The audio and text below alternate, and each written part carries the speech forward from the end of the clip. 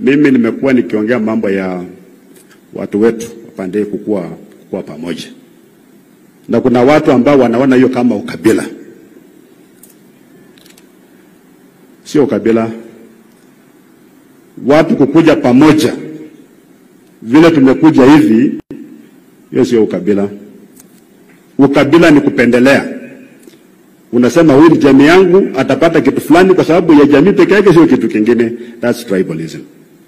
Sisi tunataka jamii yote ya mkoa wa Magharibi, na mnajua tuko cosmopolitan. Hakuna mtu ambaye akai Magharibi.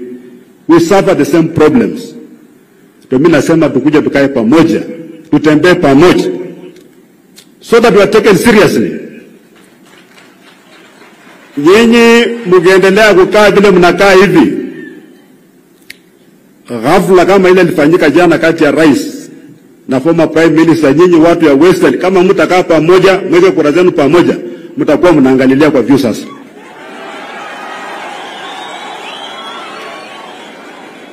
We have to be united so that other leaders, hata kama rais atakuja kuongea na mkoa wa Magharibi, anajua nikiongea na huyu nimeongea na mkoa wa Magharibi. Bila naongea na Raila anajua nimeongea na jamii nzima.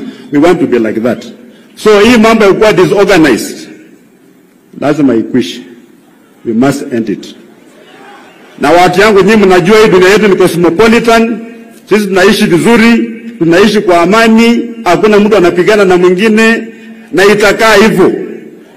Na mimi ni komando, mambo ya ujinga ya ukabila na vita, hiyo ujinga sisi hatuwezi kubali. Hatuwezi kubali. So watu wasianze kuuzia uoga ati nini, hapana. Tukae tu kwa amani. Tusigombane, tupendane, tujenge kaunti yetu.